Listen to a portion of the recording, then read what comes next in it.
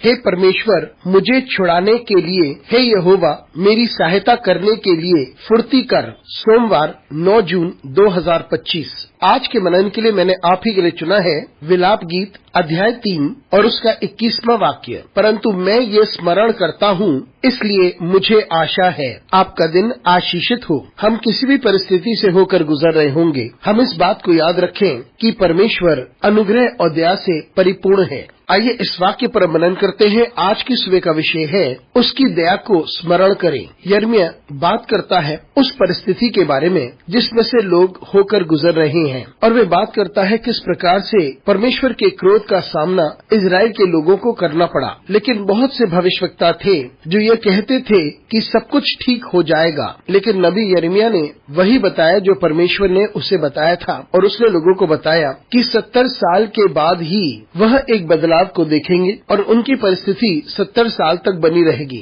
और जिस परेशानी से होकर वे गुजर रहे थे उसे 70 साल लग जाएंगे। और विलाप गीत के इस अध्याय पे यिर्मयाह बात करता है उस दर्द के बारे में, कड़वाहट के बारे में और दुख के बारे में और उस पीड़ा के बारे में जिसमें से लोग होकर गुजर रहे हैं। और इन सारी परिस्थितियों के बावजूद वे बात करता है परमेश्वर के बारे में जो अनुग्रहकारी है और दयालु है, और उनको याद दिलाता है कि परमेश्वर दया करता है और अनुग्रह करता है। और फिर वे कहता है इसलिए मेरे पास आशा है, क्योंकि परमेश्वर दयालु है और अनुग्रहकारी है। इसलिए एक आशा बनी रहती है कि परिस्थितियां बदलेंगी और सब कुछ परिवर्तित हो जाएगा। मुझे इस दर्द, इस पीड़ा और इस कड़वाहट में से होकर हमेशा नहीं गुजरना होगा, क्योंकि परमेश्वर अपने समय को निर्धारित करता है और उसकी इच्छा के अनुसार सब कुछ सफल होता है। मित्रों, हम सबसे बुरे समय से होकर गुजर सकते हैं, सालों के लिए, महीनों के लिए, लेकिन हम धैर्य रखें कि परमेश्वर हमारी जिंदगी को परिवर्तित करेगा। परमेश्वर ने हमारी जिंदगी में महान और पराक्रमी कामों को किया है, उसके लिए कुछ भी असंभव नहीं।